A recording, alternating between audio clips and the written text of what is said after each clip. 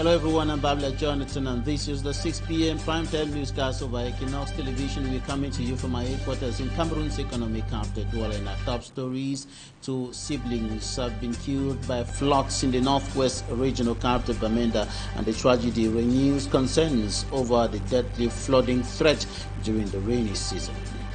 And the family lawyer of late journalist Martinez Zogo rejects claims by Captain Efudu, allegations rejected by Barrister Calvin Job, who threatens legal action over claims he says mislead the public in the Martinez Zogo capital murder affair.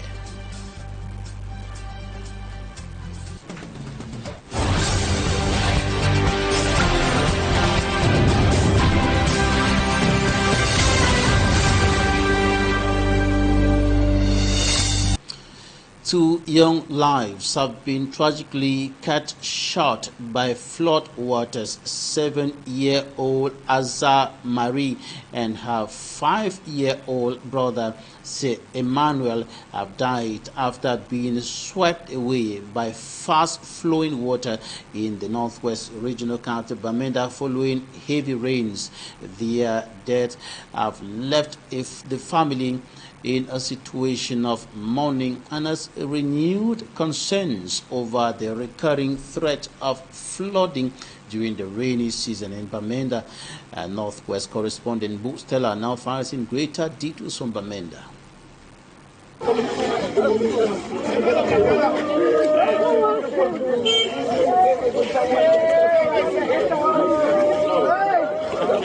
This is 7-year-old Azar Marie and her 5-year-old brother, Sir Emmanuel.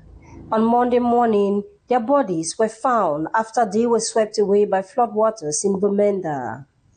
The 2 siblings disappeared at about 5 p.m. on Sunday after being caught by fast-flowing water at Ben Ambrose Quarter in Tarincon, Bamenda 2 subdivision, following heavy rainfall.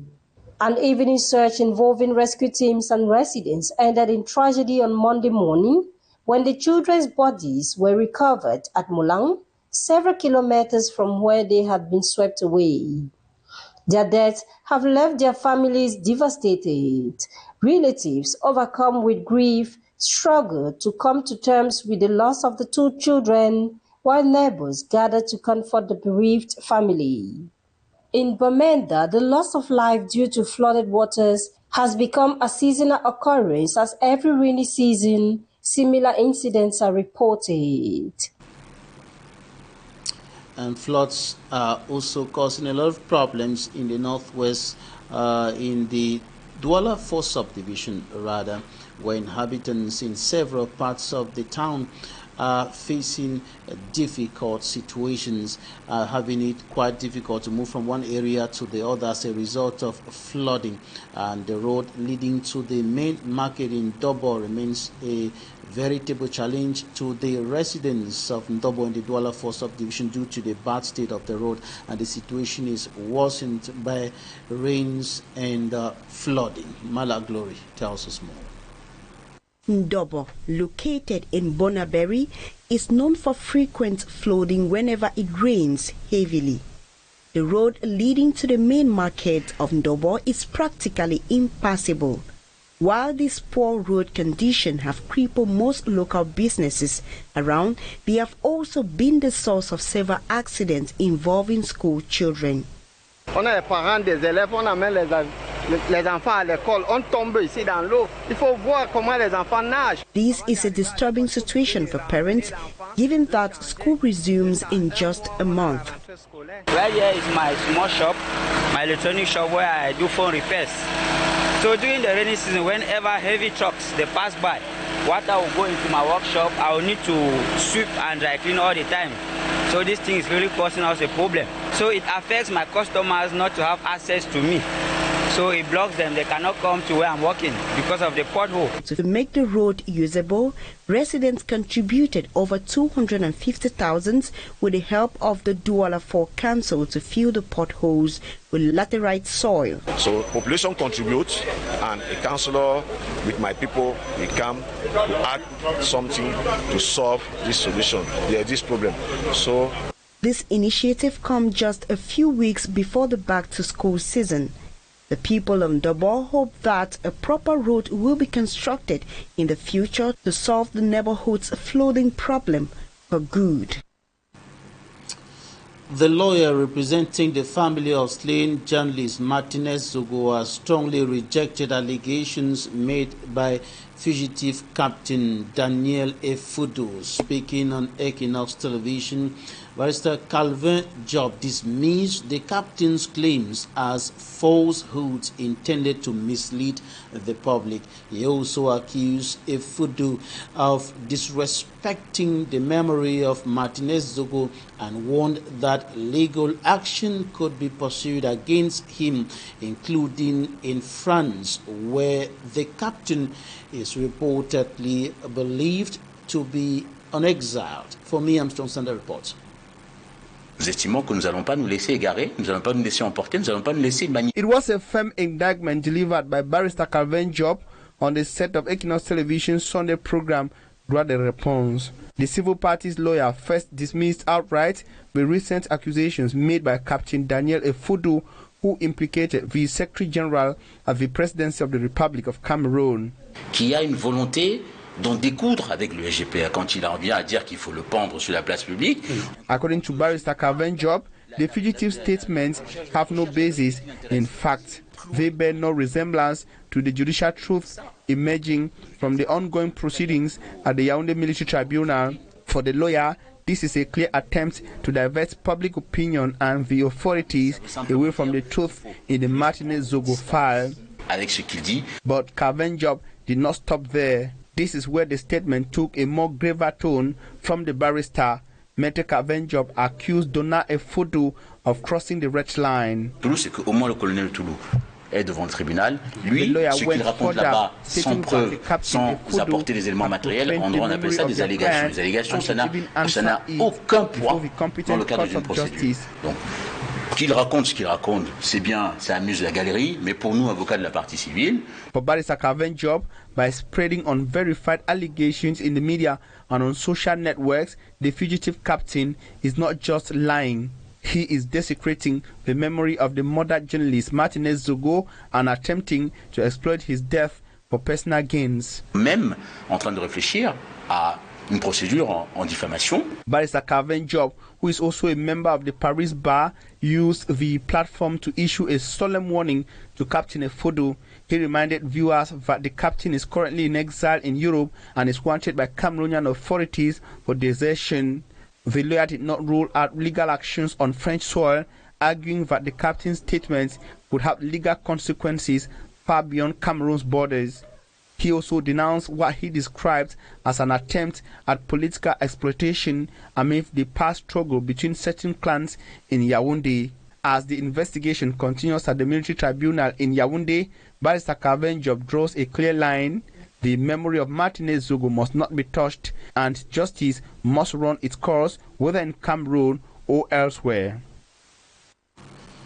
A renewed call for peace in Cameroon has come from the top of the Anglican Church as the Most Reverend and Right Honorable Dame Sarah Elizabeth Mulali, on her pastoral visit to Cameroon, made a stop in Boya in the southwest region. She emphasized that lasting peace, quality education, and accessible health care are indispensable to human development. Rex often reports on Boya. Just a few months after becoming the head of the worldwide Anglican Church, the Most Reverend and Right Honorable Dame Sarah Elizabeth Mulali has visited Cameroon's southwest region as part of her pastoral tour of Africa. It's pastoral, to meet the people, feel the people, and also encourage them and give them hope for whatever passes on the background of moral and health. For a few minutes, she and her delegation held a meeting with the governor of the southwest region, Bena Okalia Bilai. Yes, once more, you're welcome to the southwest region. Her next stop was Biaka, where she was briefed on the strides made in both the health and the education sectors. The religious leader stressed that quality education and healthcare are fundamental pillars of people's livelihoods. Health promotion and health education is so important. It prevents maternal mortality. It prevents the death of babies. It prevents high blood pressure. It prevents diabetes. So important to enable communities to live life in all its fullness. Mindful of the armed conflict in the northwest and southwest regions that has claimed the lives of thousands of Cameroonians, she called for greater intentionality in the search for lasting peace. As a leader in the Anglican Church, where there is so much diversity, Bishop and I know that as leaders we also have to be intentional about finding peace. It is our responsibility as leaders not just to encourage people to pray for peace, to find peace with God, themselves and their neighbours, but we know that people in leadership roles have to curate peace. She is the first woman to occupy this distinguished religious office whose origins can be traced to Britain. Members of the National Communication Council of Cameroon have called on journalists in the littoral region to uphold balance and neutrality when disseminating information during an exchange with media professionals today in Douala. One of the commission members, Serge Ngando-Tonné, stressed the importance of considering the potential impact of a report before publishing. Staff Lady Annabella reports. As Cameroonians continue to ask questions on the exact well-being of the President of the Republic, who has been absent from public eye for some time now, the National Communication Council met with media men and women of the littoral region to discuss on the need to report accurately. Our objective is to promote the culture of responsibility, ethics, and professionalism within the media. Serge Ngando-Tonné says respecting the ethics and deontology of the profession is imperative at all times. Balance and neutrality non-negotiable. What is important for us is deontology. Deontology is about the rules of the game, what we can call the highway code. And ethics is what you are doing when nobody is seeing you. It means you have to be responsible. According to members of the NCC, information must be verified before publishing or reporting. The National Communication Council reiterated that though social media has been beneficial, it can also be a channel of several setbacks with regards to information dissemination. Journalists are free to do their jobs, but freedom must go with responsibility and professionalism. Always taking in consideration what the impact of what you publish on social peace, stability, national unity in our country. The organ that regulates public communication in Cameroon, the members say, is not only there to sanction, but also to sensitize journalists on the need to properly carry out their duty, which is informing the public properly. Now out of Cameroon, North Africa is grappling with a series of major developments, from a deadly migrant crossing on the Morocco-Spain border to an earthquake in Egypt and new findings into a fatal bus crash in Algeria. Moroccan authorities have confirmed 11 deaths after thousands of migrants attempted to reach the Spanish enclave of Ceuta. And of course, in Egypt, a magnitude 5.5 earthquake struck near Suez, though no casualties have been reported so far. Meanwhile, Algerian investigators say the driver involved in a bus crash that killed 28 people was allegedly under the influence of drugs, speeding and carrying more passengers than the vehicle was licensed to transport. Innocent Azi has more.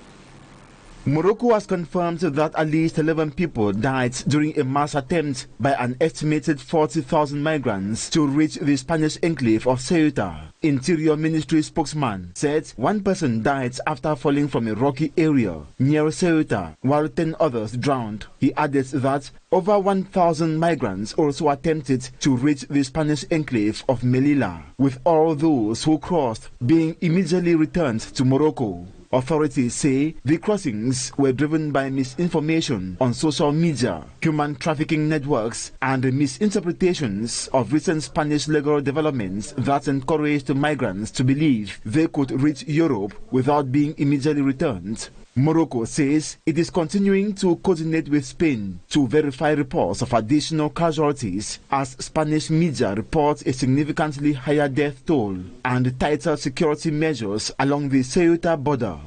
In Egypt, a magnitude 5.5 earthquake struck the eastern parts of the country near the city of Suez early Monday, shaking buildings across Cairo and prompting authorities to activate emergency response plans.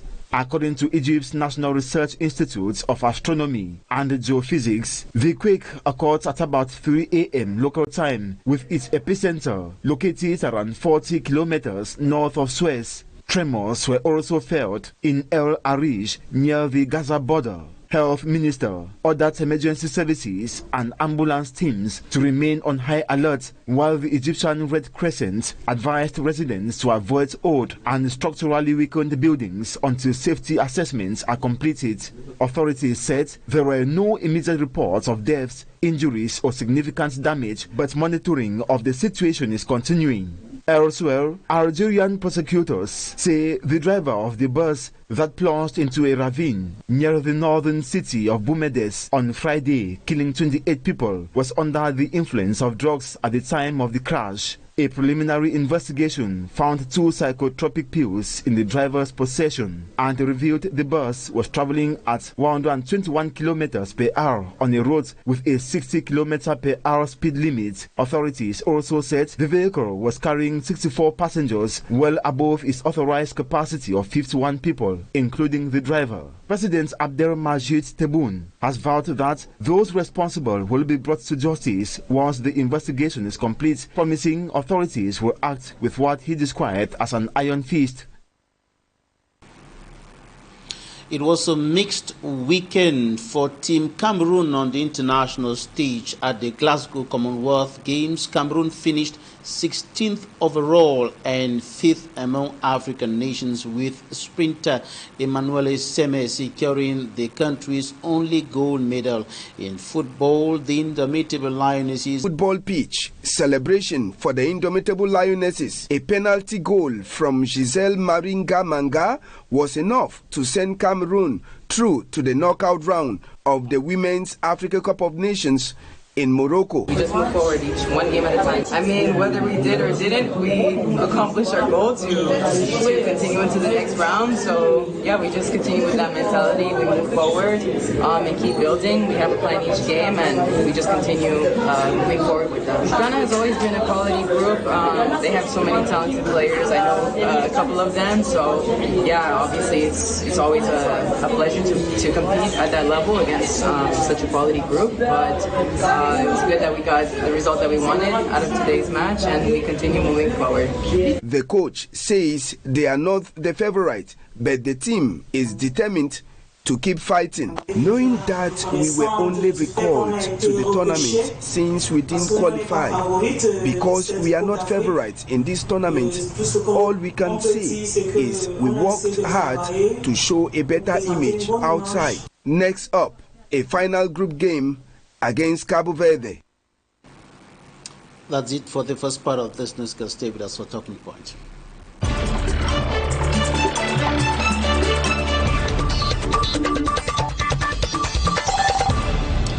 Cameroonian civil society actor LAPANA TASHA Mama now joins us from Cyprus.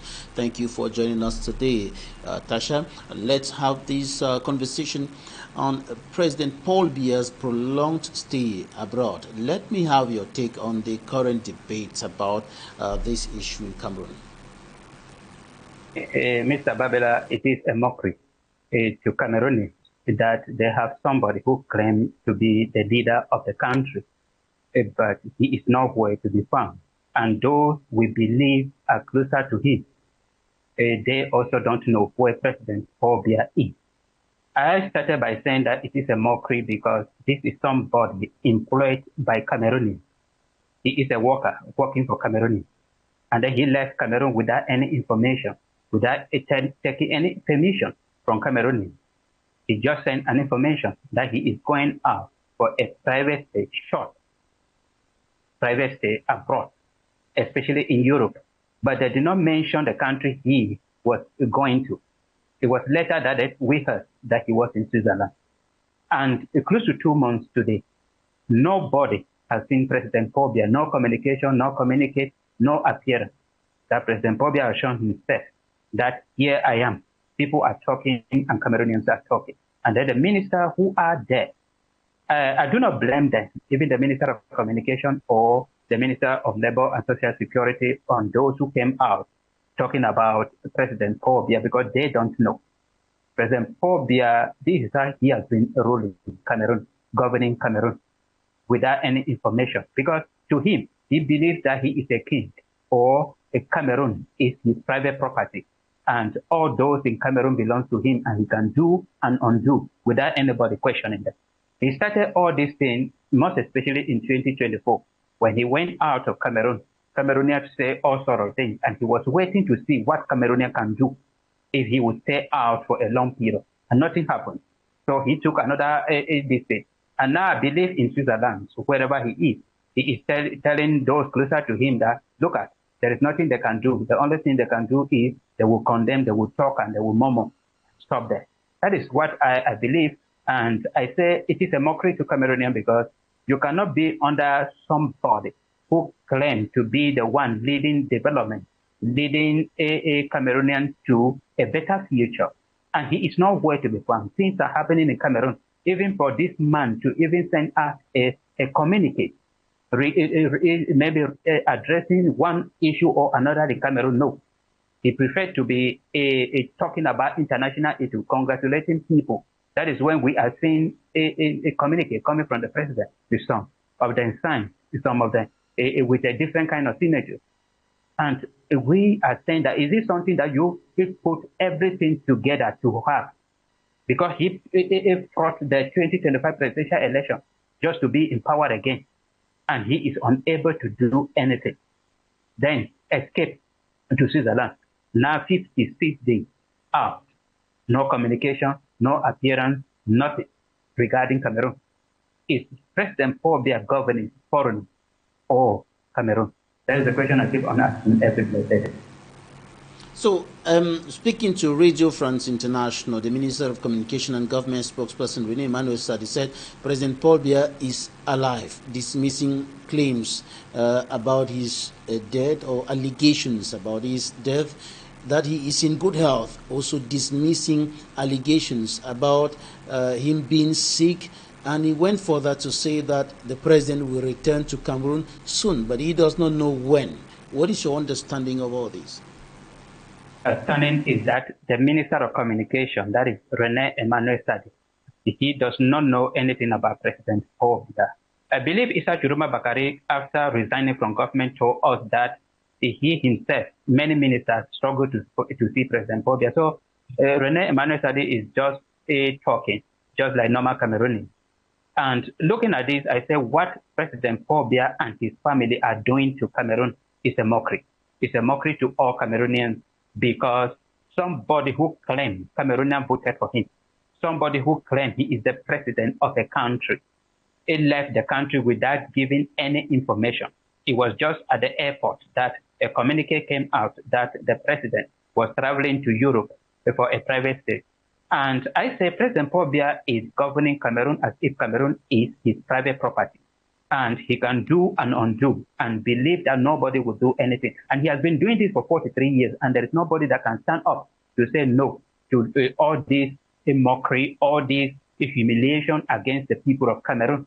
Because you cannot stand up and say you are a president of a country, knowing willfully that the president of a country is working for the people, meaning the people employed you. You are working for them. You cannot be living without taking permission from your employer. So he left without any communication, without any permission. Left, and Cameroonians are talking. There is no appearance, there is no communication, there is nothing that President Paul Biya have shown to Cameroonians that this is what is. And the Minister of Communication will come out and say President Paul Biya is strong and healthy. He is alive. Whatsoever. All this whole issue, President Paul Biya is 93 years old. And it is normal for a 93-year-old man to be in the hospital or in an elderly home. That is where he's supposed to be. I keep on saying that what President Paul Biya at 93 years old, he is having the same mentality as children below 5 years.